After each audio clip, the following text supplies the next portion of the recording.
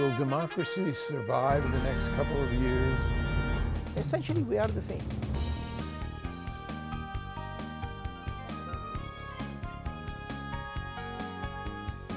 There are so many needs that Minnesota has.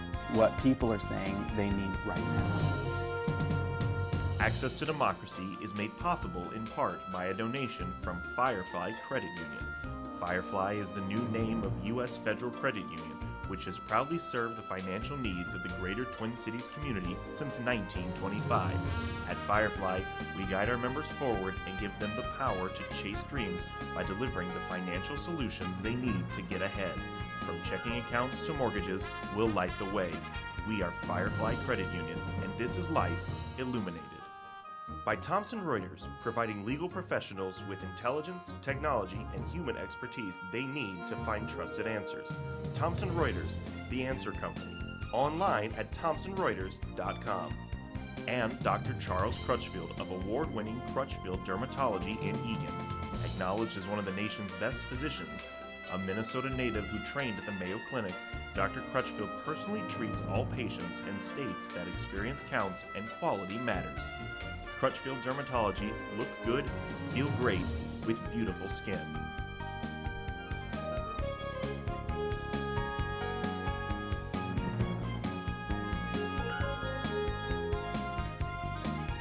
Hello there. Access to Democracy returns, and Alan Miller with you as usual. We have a return guest, an interesting story about our return guest, Dave Osberg. When Tom Hedges retired as city administrator back in 2013, I believe it was, they said, we'll never find anybody to fill his shoes. He had been, at that time, the only administrator the city ever had. Well, we found somebody who not only filled his shoes, but who has taken us through one of the most interesting periods of time in this last 6 years that this city has ever gone through. And welcome, Dave Osberg. Thank you, Alan. Glad to be here again. It's always a pleasure to be back in the studios talking with you. Now, you go back a long way with Eagan because you decided to come to Eagan to propose to your bride 35 plus years Yeah, we've been married ago. 35 years, Alan, and she remembers, I think it was probably a year and a half prior to that, she lived in a townhome in then a new part of Eagan off of Timber Shore Lane, and I proposed to her. She was a teacher in Rosemont, so she was living in the area. And 35 years later, 4 kids, 1 grandchild, another one on the way, and it's been a great success story living and being married to Lori for those 35 years. You came to us from Hastings, where you had served similarly. And why don't you do, because you haven't been here for a while, a little bit of explanation as to what the city manager does, a city administrator, excuse me. Again, you're the CEO of the city. It's a good way to characterize it, Alan. I will frequently say to folks who might ask, you know, I consider myself the CEO of the city with, in this case, Mayor McGuire and 4 council members serving as my board of directors, have 8 direct reports to me as the CEO, and the kind of a standard line you might use is the council, mayor and council will set the direction and the policies for the city, and then myself, along with all the staff, will be the ones responsible for implementing. I also will frequently compare it to, which I think others maybe understand a little better, as a school superintendent. School superintendents report to school boards and you know, work at the pleasure of the school board, or in my case, at the city council. So CEO comparison is a pretty good one, and I think many people can relate to. Now, you have the ultimate responsibility for how many city employees? There's about 300 total employees. I think we're at about 180, 200 full-time employees. Obviously, it fluctuates depending on the seasons, whether it be, you know, this time of year at Cascade Bay, or summer or winter time at the ice arena. But by and large, it's 300 employees throughout the city. And we also have our police and fire departments. Police and fire departments. Police chief and fire chief report to me, finance director, community development director, park and rec, public works, assistant administrator, and finance director. So all those departments manage their staffs accordingly, and ultimately those 8 or 9 folks will report to the city administrator.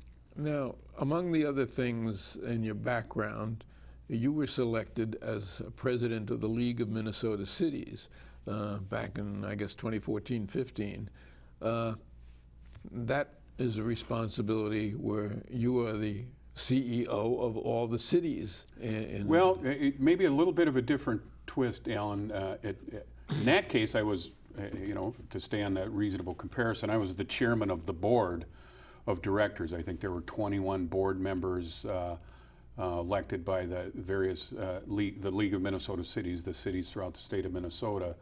So for that 1 year, I chaired the board meetings, and they actually have a CEO or an executive director that, again, staying on the same comparison. His name is Dave. Also, he's the executive director, and then he reports to I think it's about a 21-member board. So I had the good fortune of being the president, which led the meetings, 12 meetings, and other executive committees. So in some respects, I was the chair, i.e., president of the board, and then the executive director manages the day-to-day operations. Representing all the cities of the state. Correct. And lobbying efforts of the cities, in particular with the legislature, what the city's needs are, and things like that. Great question, Alan. Lobbying, training, a lot of research. The other attractive part of the League of Minnesota Cities, an offshoot of it is it's actually a separate entity. It's called the League of Minnesota Cities Insurance Trust. So anyone who's a member of the League of Minnesota Cities has the opportunity to buy their property casualty and workers' compensation insurance through the LMCIT. And by and large, most of the cities in the state of Minnesota are members of both the Insurance Trust and the League of Minnesota Cities. Some of the larger cities are, Minneapolis and St. Paul, might be self-insured and still members of the League of Cities, but don't have their insurance through the actual League of Cities Insurance Trust. Interesting thing about Minnesota, as one coming from the east, is that we have cities of 100,000 and we have cities of 400. It's just amazing to me that there's such a wide disparity of population. It is interesting, Alan. Many of us, of course, from Minnesota, you drive around the state of Minnesota and you'll go up north to the Brainerd area and you see a sign that says Buckman, and they don't even have the population, or you might see another where it's unincorporated, and then, in my example, then you go to Brainerd, a town of 40,000. So yeah, it's very interesting, and many would suggest that's what makes Minnesota such a great state. Now, there have been tremendous transformations in this city during your time here. A lot of them are covered in city publications, such as these. We have a couple here. They come out periodically, whether it's a newsletter or the magazine. Certainly very well informed and informative. A city where over 95% of the people say that they are thrilled living in this city, a city which has the lowest tax base of any city of its size in the state.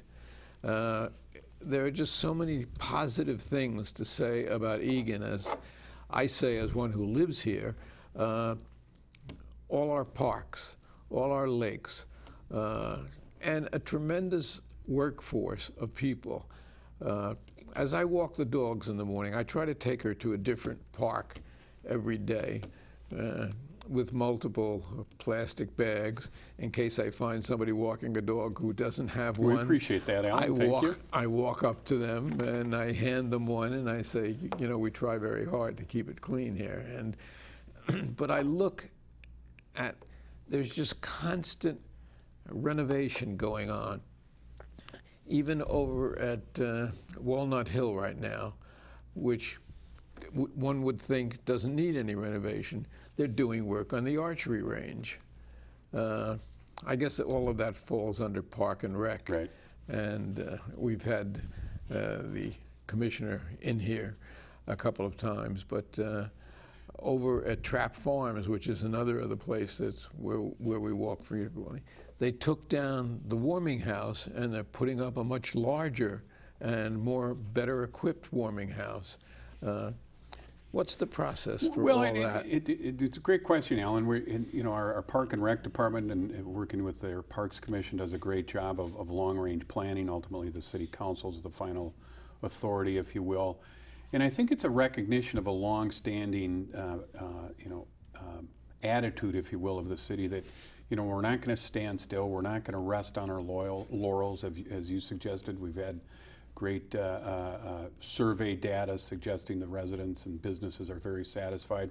But we don't want to stand pat, if you will. So we've got to kind of invest in our parks. We've got changing demographics. I used an example about a week or so ago. I was talking with a group, and I shared in the last, let's say, 18 months or so, we've opened pickleball courts at Quarry Park. That might be something that obviously, folks, older generations, if you will, might use. And then we opened a.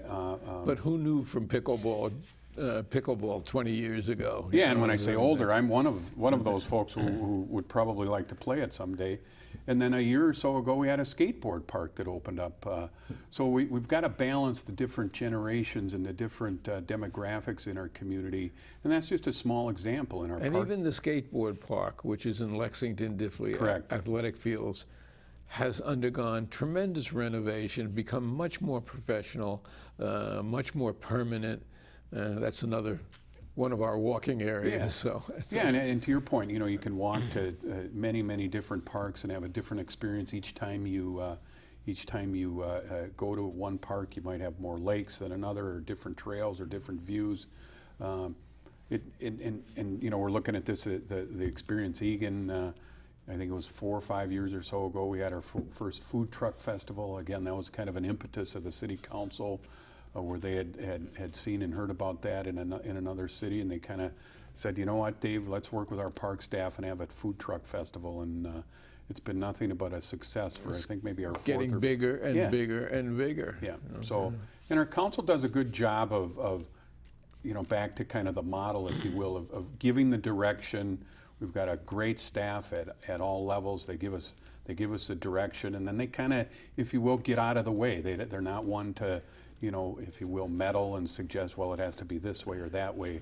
They know their role, and they know they've got a good staff. They have high expectations for us. Under this mayor, Mike McGuire, and the city council, most of the council people, 3 out of 4 have been here for quite a while.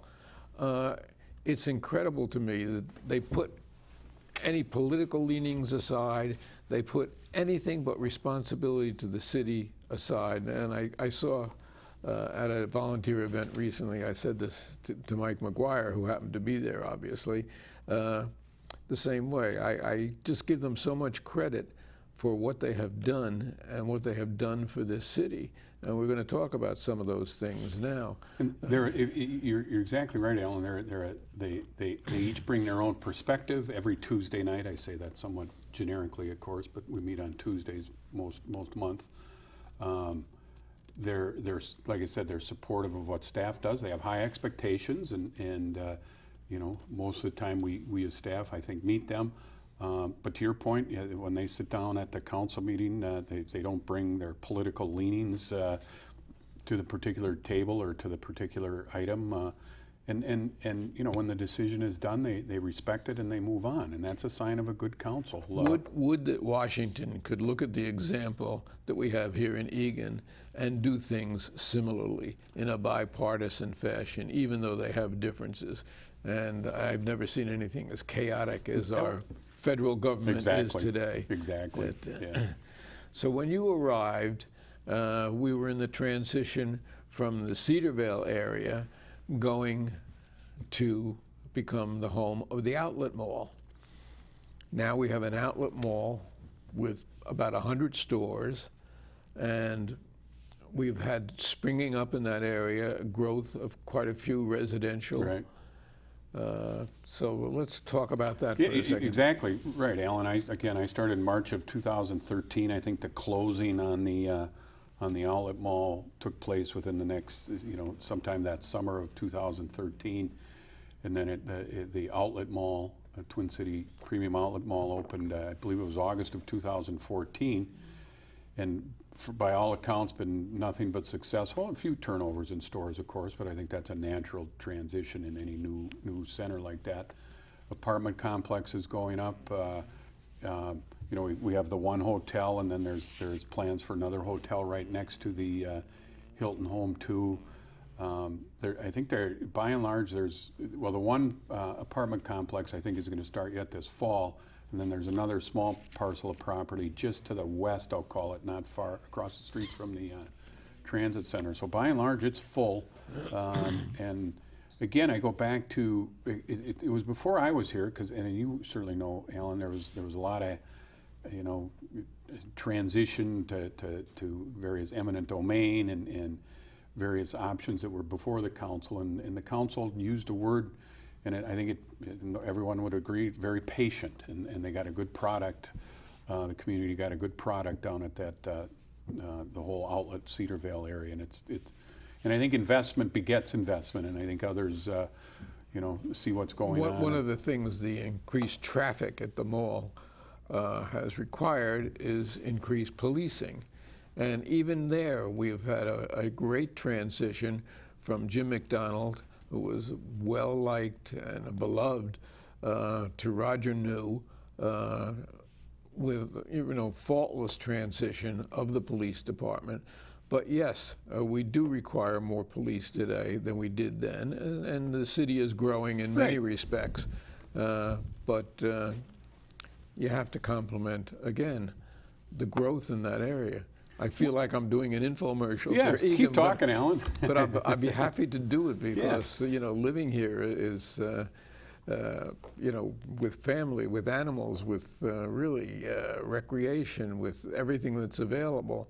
It's just a wonderful place to live. Well, and one of the things that I was kind of reminded of when I started here and then ultimately moved, in 6 months after I started, is the location of Eagan is just perfect, if you will. Where, I was talking to someone a week or two ago, and they were saying you really can get to any place you might want within 15 minutes of note. The airport. You and I are Twins fans. A Twins game, a Vikings, St. Paul.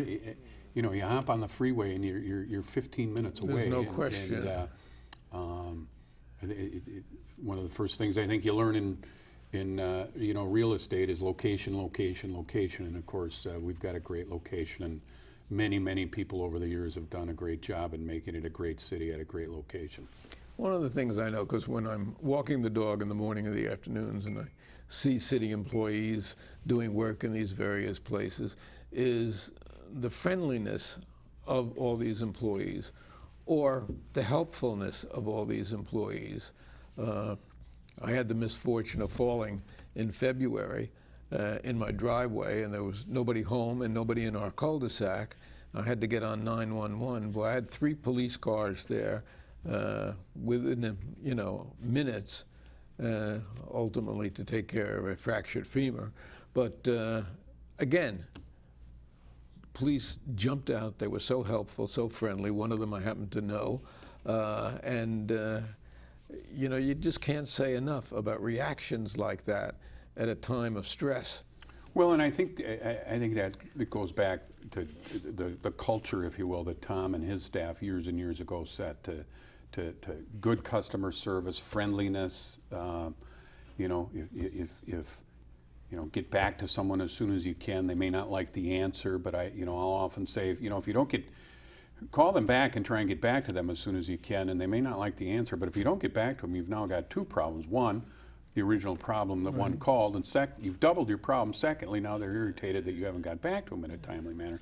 And I've tried to continue that tradition that I know Tom established years and years ago, and many throughout our organization feel the same way. And it filters right down through all the people. Yeah. And we're very lucky here because the city has partnered with Thomson Reuters to have this wonderful facility, state-of-the-art studio, which they share. And we have some city employees, very talented city employees who are here in the TV studio. Can't say enough about that. And no, that's 10 years ago. We have City Hall Commons, not City Hall Commons, Central Park Commons, which is still growing. A large corporation went out, somebody came in and developed that property, and we now have a wonderful shopping area there. again, with a lot of housing going up just adjacent to Yeah, the it. Quarry Park development to Right. the west, we talked about a little bit ago. Yeah, the one thing about Central Park Commons that is maybe a consequence of the industry, if you will, in that area to the north, right off to the west of Pilot Knob Road. There's pads there for 3 restaurants, and obviously, those familiar with Eagan knows those haven't come to fruition. But one of the things I've learned in the last several years or so is the difficulty of starting from the ground up a new restaurant. Many want to come in and get that restaurant the second or third time around when the 4 walls. The attrition rate in restaurants is 20% a year. Yeah. And we're lucky. A favorite of ours is one Andiamo, Right. Italian restaurant, which is always #1 in the area. Yeah. And Jensen's Supper Club, which has been really around for 23 years now, and Yeah, both very good restaurants. high caliber restaurants. So we're not wanting there. No. Now, we had Northwest Airlines, which got consumed by Delta, had a large 200-acre parcel of property. And what happened to that parcel of property? Right now, the Minnesota Vikings have their corporate headquarters, as we all know. I think the groundbreaking was 2 years or so. Was it 2 or 3 years or so ago? And obviously, they've been in there now for a full year. A lot of activity going on there now. Anyone who drives by there will see, I don't know, depending on when you go, anywhere from the frame, if you will, of 7 to 8 stories of a 14-story convention center hotel. That'll be open, I think, in the fall of 2020, so just over a year. An from Omni Hotel, an Yep, upscale they just, hotel, right? exactly, Alan. They just announced that brand/partner, we'll say 3 weeks or so ago, tending to open in October-ish of 2020. 6 football fields, Yep. a headquarters, Corporate headquarters, the museum. an indoor facility that seats about 6,000. No, the indoor doesn't seat. Oh. You're in the ballpark, if you will. The outdoor stadium seats about 6,000 people. Where But then high that- schools can play some of their Yep, games. there were, I think, 4 games there last year. The indoor practice facility that doesn't have any seating per se, but the 6,000 you're referring to is the outdoor stadium that actually the first game was last year again. Eagan and Farmington played that And fall it's a afternoon, big evening. plus for Eagan. I mean, you see it all the time on national television. Vikings, Eagan, Minnesota, Yep, et cetera. Just another feather in the city's cap. Now, we used to have an all-volunteer fire department. Obviously, with growth, that has changed. We now have partially volunteer and partially full-time fire department. Correct. We've hired additional full-time firefighters over the last few years. One of the things that Eagan, along with many other cities throughout the state, if not the country, are facing is a shortage of finding volunteer paid-on-call firefighters. Requires a lot of training. It requires, initial training, requires training to continue. So Eagan, over the last several years, has gone to a model that has more full-time firefighters, trying to be certain that we have a proper response time and could get to those fires in a timely basis. And early indications are it's going pretty well. And additional equipment as buildings go in that are multi-stories. Correct. Not 3-4 stories, but as many as 18 stories. We have to have the equipment to service them, and so there have been changes in the equipment for the fire department. Yeah, one thing we have also. done in the last 3-4 years or so is we've reduced the total number of fire stations from 5 to 3. So that's been a part of this change in the model, if you will. But it's changed the response time Correct. way down. Right, because we now have firefighters in the stations 24/7, augmented by periodic paid-on-call firefighters signing And up more for centrally located, Correct, right? correct. So, and then there's the city hall. We had a lovely city hall with the police department in it, and you go by there today, and we have, I guess, the skeleton of a new city hall, new police department, tremendous construction there. Yeah, a lot been going on. We started probably March of 16 months or so ago. So in the next month or so, the police department will move back into their renovated and certain areas expanded offices. That'll With a garage, which Correct. is so important Yes. in this weather. weather and just overall security. It's just it was time for that, and it's gone very well. Anytime you remodel on site, you're going to find things that you weren't expecting and delays and whatnot. But the police department should be moving in there by the end of the month, September 1 or so, and then about first quarter, we'll say, of 2020. All the city hall folks will be back in there, newly remodeled and And they were all moved out to other facilities. Yeah, we're kind of scattered, Alan. We got a variety of us at the Public Safety Center, Fire Safety Center at Yankee Doodle. We're renting some space from the CDA there off Town Center Drive.